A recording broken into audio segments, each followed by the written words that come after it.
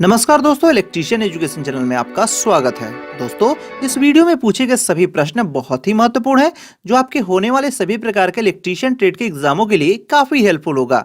दोस्तों, यह वीडियो एक ऑनलाइन टेस्ट के प्रकार का है।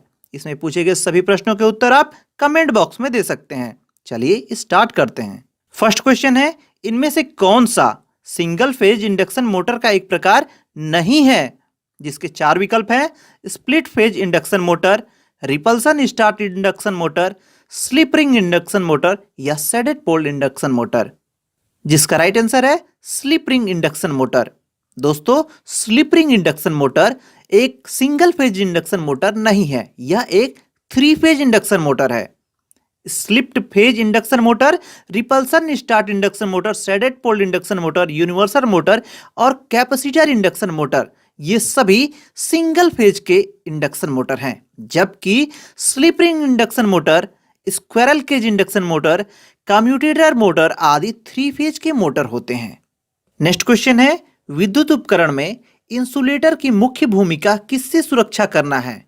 जिसके चार विकल्प हैं: thermal insulator, electrical conductor, heat insulator या इलेक्ट्रिकल इंसुलेटर। जिसका राइट आंसर है इलेक्ट्रिकल कंडक्टर। दोस्तों, वे सभी पदार्थ जो विद्युत धारा के प्रवाह का विरोध करते हैं इंसुलेटर कहलाते हैं। इंसुलेटर प्रायः बेकेलाइट, एस्बेस्टर, चीनी मिट्टी या पीवीसी से बने होते हैं। मित्रों, आपसे इंटरव्यू में पूछ लिया जाता है कि पीवीसी क्या है। जिसका सही उत्तर होगा पीवीसी अर्थात पॉलीविनाइल क्लोराइड। पीवीसी का निर्माण मोनोरम विनाइल क्लोराइड के बहुलकरण द्वारा किया जाता है। नेक्स्ट क्वेश्चन है, ट्रांसफार्मर में उस वाइंडिंग को क्या कहते हैं जो आपूर्ति से जुड़ी होती है? जिसके चार विकल्प हैं: starting winding, primary winding, secondary winding या रनिंग वाइंडिंग। जिसका राइट आंसर होगा प्राइमरी वाइंडिंग। दोस्तों, ट्रांसफार्मर में सामान्यतः 2 वाइंडिंग होती है। पहला प्राइमरी वाइंडिंग, प्राइमरी वाइंडिंग या मेन सप्लाई से जुड़ी होती है, और दूसरा सेकेंडरी वाइंडिंग। यह वाइंडिंग आउटपुट के रूप में काम करती है, जो कि लोड से सीधे जुड़ी होती है। इस प्रश्न में दिया गया विकल्प ए और डी अर्थात स्टार्टिंग वाइंडिंग और रनिंग वाइंडिंग एसी मोटर के फील्ड वाइंडिंग के रूप में कार्य करता है। अगला प्रश्न है, सिंक्रोनस जनरेटर के संदर्भ में निम्नलिखित में से कौन सा कथन सही है? जिनके चार विकल्प हैं: पहला, इनमें स्टेशनरी आर्मेचर और रोटेटिंग फील्ड वाइंडिंग होता है। दूसरा, आर्मेचर और फील्ड वाइंडिंग दोनों स्टेशनरी होता है। तीसरा, आर्मेचर और फील्ड वाइंडिंग दोनों रोटेटिंग होता है। और चौथा, इनमें रोटेटिंग आर्मेचर और स्टेशनरी फील्ड वाइंडिंग होता है।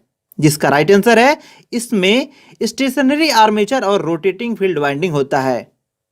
अगला प्रश्न है, 50 हर्ट्ज की आवृत्ति के अल्टरनेटिंग करंट को एक कैपेसिटर 20 ओम प्रतिघात प्रदान करता है। यदि आवृत्ति 100 हर्ट्ज हो जाती है तो प्रतिघात कितना होगा? जिनके चार विकल्प दिए गए हैं: 50 ओम, 15 ओम, 5 ओम या 10 ओम। जिसका राइट आंसर होगा 10 ओम। दोस्तों, इस प्रश्न को हल करने के लिए बहुत ही आसान ट्रिक है। यहां पर आप ट्रिक देख सकते हैं। F1 गुणे XC1 इजकल टू F2 गुणे XC2। यहां पर F का अर्थ है आवृत्ति अर्थात फ्रीक्वेंसी से, और कैपेसिटिव रिएक्टेंस अर्थात XC जिसे ओम से व्यक्त करते हैं। इस फार्मूले पे हम जब अपने वैल्यू को रख देंगे तो सही उत्तर 10 ओम आएगा। नेक्स्ट क्वेश्चन है, निम्नलिखित में से कौन सा डिवाइस स्विच और सुरक्षात्मक डिवाइस के रूप में प्रयुक्त किया जाता है? जिनके चार विकल्प हैं: intermediate switch, miniature circuit breaker अर्थात MCB, triple pole iron clad switch या फ्यूज। जिसका राइट आंसर है मिनिएचर सर्किट ब्रेकर अर्थात MCB। दोस्तों, यहां पर option number A intermediate switch और option number C triple pole iron clad switch दोनों ही एक स्विच हैं, और फ्यूज एक सुरक्षात्मक डिवाइस है। जबकि मिनिएचर सर्किट ब्रेकर अर्थात MCB ये स्विच के रूप में भी इसका प्रयोग होता है और सुरक्षात्मक डिवाइस के रूप में भी इसका प्रयोग होता है। इसलिए इस प्रश्न का सही विकल्प ऑप्शन नंबर बी अर्थात मिनिएचर सर्किट ब्रेकर होगा। अगला प्रश्न है, एक डिवाइस जो निश्चित अर्थात फिक्स डीसी वोल्टेज को परिवर्तनीय वोल्टेज वेरिएबल वोल्टेज अर्थात एसी में परिवर्तित कर देता है, उसे क्या कहा जाता है? जिनके चार विकल्प हैं: साइक्लो कन्वर्टर, चॉपर, इन्वर्टर या रेक्टिफायर? जिसका राइट आंसर होगा इन्वर्टर। नेक्स्ट क्वेश्चन है, किस प्रकार के सर्किट ब्रेकर में कंप्रेस्ड एयर प्रयुक्त की जाती है? जिनके चार विकल्प हैं, oil circuit breaker, vacuum circuit breaker, अर्थ लीकेज सर्किट ब्रेकर या एयर ब्लास्ट सर्किट ब्रेकर? जिसका राइट आंसर होगा एयर ब्लास्ट सर्किट ब्रेकर। दोस्तों, 11 केवी से अधिक वोल्टेज की लाइन को ऑन तथा ऑफ करने के लिए हम प्रायः एयर ब्लास्ट सर्किट ब्रेकर का प्रयोग करते हैं। यह सर्किट ब्रेकर ऑन ऑफ होने पर विस्फोट की ध्वनि उत्पन्न करता है, इसलिए इसे एयर ब्लास्ट सर्किट ब्रेकर कहते हैं, अर्थात ABCB। यह 3 प्रकार का होता है, axial blast circuit breaker, radial blast circuit breaker और cross blast circuit breaker. Next question है, 1000 वाट 220 वोल्ट इलेक्ट्रिक हीटर का प्रतिरोध कितना होगा? जिसके ऑप्शन है 40.2 ओम, 43.6 ओम, 48.4 ओम या 35.5 ओम? जिसका राइट आंसर होगा 48.4 ओम। दोस्तों, यह प्रश्न बहुत ही महत्वपूर्ण है। यह प्रश्न आपसे इंटरव्यू में पूछा जा सकता है। चलिए हम इसे हल करके देख लेते हैं। यहां पर आपको वाट दिया गया है जो कि 1000 वाट है, वोल्टेज है 220 वोल्ट, प्रतिरोध पूछ रहा है। यहां पर हम दिए गए सभी फार्मूले को याद कर लेंगे। हम इस प्रश्न को इस फार्मूले से हल करेंगे। हम यहां इस फार्मूले में अपने वैल्यू को रख देंगे। यहां पर R अर्थात प्रतिरोध बराबर 220 का स्क्वायर बटे 1000। इसको हम हल कर लेंगे तो हमारा सही उत्तर 48.4 ओम आएगा, जो कि हमारे प्रश्न का सही विकल्प ऑप्शन नंबर सी है, 48.4 ओम। नेक्स्ट क्वेश्चन है, 75 मेगावाट थर्मल पावर प्लांट की तापीय दक्षता 35% है और इसकी विद्युतीय दक्षता 80% है। प्लांट की कुल दक्षता का पता लगाएं। जिनके चार विकल्प हैं, 28%, 35%, 80% या 58.5%? जिसका राइट आंसर होगा 28%। अगला प्रश्न है, एक सर्किट ब्रेकर क्या है? जिसके ऑप्शन है power factor correcting device, transient के प्रभाव को न्यूट्रलाइज करने वाला डिवाइस, करंट इंटरप्टेड डिवाइस या वार्म फैक्टर करेक्टिंग डिवाइस? जिसका राइट आंसर होगा करंट इंटरप्टेड डिवाइस, अर्थात ऑप्शन नंबर सी।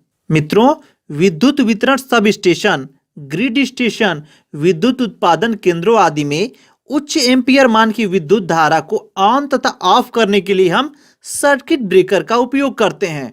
पिछले प्रश्नों में मैंने आपको सभी प्रकार के सर्किट ब्रेकर के बारे में बताया है। अगला प्रश्न है, थर्मल पावर प्लांट में डिएरेटर का उपयोग क्यों किया जाता है? जिनके चार विकल्प हैं, पहला, फीड वाटर से ऑक्सीजन निकालने के लिए, फीड वाटर में ऑक्सीजन बनाए रखने के लिए, फीड वाटर में प्रीहीटिंग के लिए, फीड वाटर को संघनित करने के लिए? जिसका राइट आंसर है फीड वाटर से ऑक्सीजन निकालने के लिए। अगला प्रश्न है, एक इंडक्शन मोटर में ग्रॉस आउटपुट पावर कितनी होगी? जिनके चार विकल्प हैं, सही उत्तर को पहचानना है।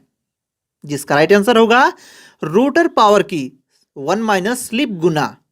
नेक्स्ट क्वेश्चन है, जब sodium vapour lamp switch on किया जाता है तो यह किसकी उपस्थिति के कारण लाल रंग प्रकाश देता है? जिसके चार विकल्प हैं, मैग्नीशियम, आर्गन, नियॉन और कार्बन? जिसका सही उत्तर होगा नियॉन। दोस्तों, यहां पर आप सोडियम वेपर लैंप का डायग्राम देख रहे हैं। सोडियम वेपर लैंप के ट्यूब में सोडियम की धातु के दाने और नियॉन गैस भरी जाती है। इस लैंप को जब हम विद्युत सप्लाई देकर ऑन करते हैं तो इलेक्ट्रॉन डिस्चार्जिंग प्रक्रिया स्टार्ट हो जाती है, जिससे सोडियम धातु के दाने का वाष्पीकरण प्रारंभ हो जाता है। इस कारण यह लैंप स्टार्टिंग के समय लाल या गुलाबी रंग का प्रकाश उत्सर्जित करता है। दोस्तों, इंटरव्यू में पूछा जाता है कि सोडियम वेपर लैंप को पूरी तरह स्टार्ट होने में कितना टाइम लगता है? इसका सही उत्तर होगा सोडियम वेपर लैंप को स्टार्ट होने में 10 से 15 मिनट लग सकता है। नेक्स्ट क्वेश्चन है, विद्युत कार्य के लिए सामान्य विनिर्देशों के अनुसार स्विच रूम के लिए पसंदीदा स्थान कौन सा होगा? जिसके चार विकल्प हैं, ग्राउंड फ्लोर के बीच में, प्रथम फ्लोर पर प्रवेश द्वार के पास, ग्राउंड फ्लोर पर कोई भी कोना, ग्राउंड फ्लोर पर प्रवेश द्वार के पास? जिसका राइट आंसर होगा ग्राउंड फ्लोर पर प्रवेश द्वार के पास। दोस्तों, जब हम घरों की वायरिंग करते हैं तो स्विच रूम अर्थात बिजली मीटर, एमसीबी, फ्यूज आदि सभी विद्युतीय उपकरण के लिए सही स्थान ग्राउंड फ्लोर के मुख्य प्रवेश द्वार के पास होता है। नेक्स्ट क्वेश्चन है 50 हर्ट्ज पर कार्यरत 4 पोल वाले एक हाइड्रो पावर प्लांट के रोटर की गति कितनी होगी? जिसके विकल्प हैं 3000 आरपीएम, 1800 आरपीएम, 1200 आरपीएम या 1500 आरपीएम। जिसका राइट आंसर होगा 1500 आरपीएम।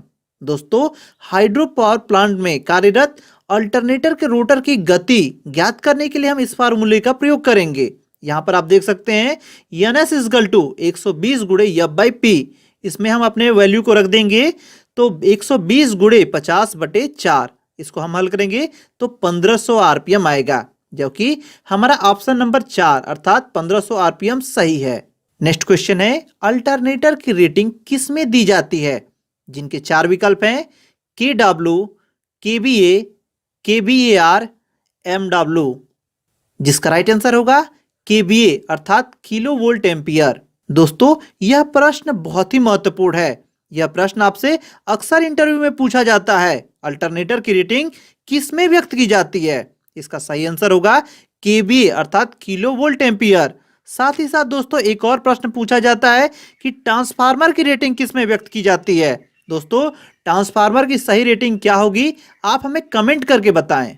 नेक्स्ट क्वेश्चन है स्टार डेल्टा स्टार्टर विधि में प्रत्येक फेज वाइंडिंग में वोल्टेज किसके बराबर होती है? जिसके 4 विकल्प हैं। जिसका राइट आंसर होगा VL अर्थात लाइन वोल्टेज बटे √3।